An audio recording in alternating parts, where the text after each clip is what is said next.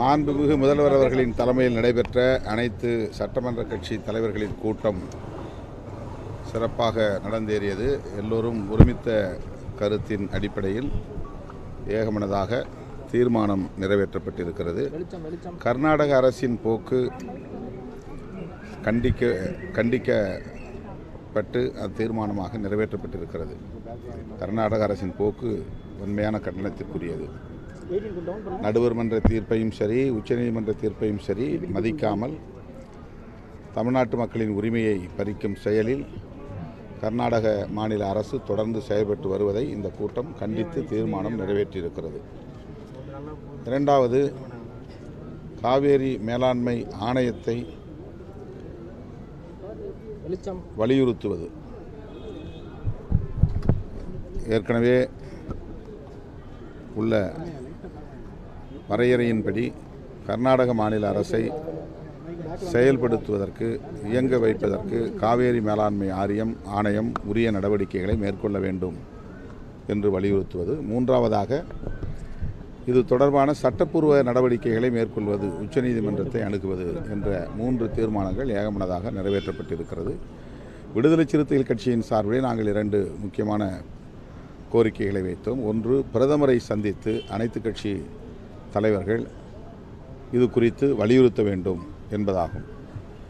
இரண்டாவது, இது தொடர்பாக டெல்டா பகுதியில் அனைத்து கட்சி ஆர்ப்பாட்டத்தை நடத்துவது என்பதாகும். மூன்றாவது, இந்தியா கூட்டணியில் இடம்பெற்றுள்ள நிலையில் நாம் அனைவரும் இந்தியா கூட்டணியின் சார்பில் அகில இந்திய காங்கிரஸ் தலைவரை சந்திப்பது, அகில இந்திய காங்கிரஸ் கட்சி கர்நாடக காங்கிரஸ் அரசுக்கு உரிய வழிகாட்டுதலை தர வேண்டும் என்கிற அழுத்தத்தை கொடுப்பது என்கிற ஆலோசனைகளை விடுதலை சிறுத்தைகள் கட்சியின் சார்பில் முன்வைத்தோம். கர்நாடகா துணை முதலமைச்சர் டி.கே. சிவகுமார் சற்று நேரத்துக்கு ஒரு கருத்து சொல்லியிருக்காரு. மேகதாடு அணையை கட்டுறதுக்கு தமிழ்நாடு அரசு பச்சை கொடி காட்டணும், அப்பதான் இரு மாநிலங்களும் செழிப்பா இருக்குன்ற ஒரு தகவலை சொல்லி இந்த அனைத்து கட்சி கூட்டம் தொடர்பாக எங்களுக்கு எந்தவித கவலையும் இல்லை அப்படிங்கிறத சொல்லியிருக்காரு. அவர்களுடைய மாநில நலன்களை அடிப்படையாக வைத்து அவர்கள் நிலைப்பாட்டை எடுக்கிறார்கள் என்றுதான் நாம் புரிந்து கொள்கிறோம். கர்நாடக மாநிலத்து விவசாயிகள் அல்லது கர்நாடக மாநிலத்து மக்கள்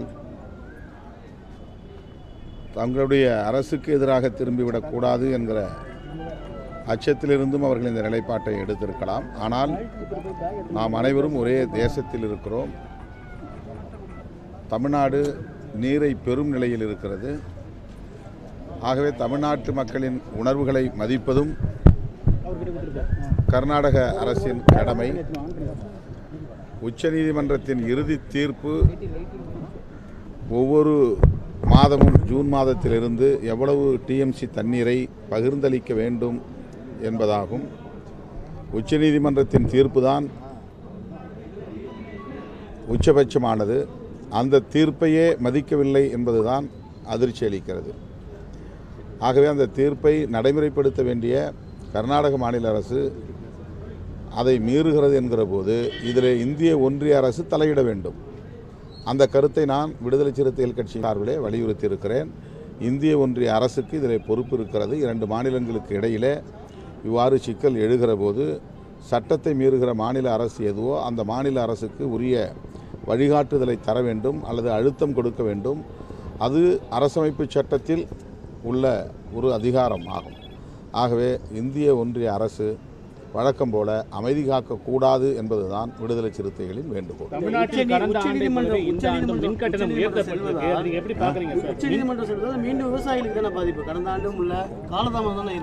நமக்கு லீகல் ரெமெடி தான். இப்போ இதுக்காக நம்ம பேச்சுவார்த்தை திரும்ப தொடங்க முடியாதுல்ல, ஜீரோவில் இருந்து மறுபடியும் ஆரம்பிக்க முடியாது. மறுபடியும் கர்நாடக மாநில அரசோடு பேச்சுவார்த்தை நடத்துவதற்கு எந்த முகாந்திரமும் இல்லை, பேச்சுவார்த்தை நடத்த முடியாது. இது 100 ஆண்டு கால பிரச்சனை. 1924 போடப்பட்ட ஒப்பந்தம் அடிக்கடி மீறப்பட்டதனால் மீண்டும் மீண்டும் ஒவ்வொரு காலகட்டத்திலும் வெவ்வேறு ஆட்சி மாற்றங்கள் ஏற்படும் போதெல்லாம் 2 மாநில அரசுகளுக்கு இடையிலே பேச்சுவார்த்தை நடந்திருக்கிறது. பேச்சுவார்த்தை இல்லாத நிலையில்தான் உச்சநீதிமன்றத்தை அணுகி காவேரி நடுவர் மன்றம் அமைக்கப்பட்டது. காவேரி நடுவர் மன்றமும் உச்சநீதிமன்றத்தின் மூலம்தான் அமைக்கப்பட்டது. அந்த காவேரி நடுவர் மன்றம் அளித்த இறுதி தீர்ப்பையும் கர்நாடக மாநில அரசு மதிக்கவில்லை. அதன் பின்னர் தான் உச்சநீதிமன்றத்தில் இருந்த வழக்கு இறுதி தீர்ப்பை வழங்கியது. காவேரி நடுவர் மன்றம் 205 டிஎம்சி தண்ணீர் வழங்க ஆணையிட்டது. அதை அவர்கள் ஏற்கவில்லை.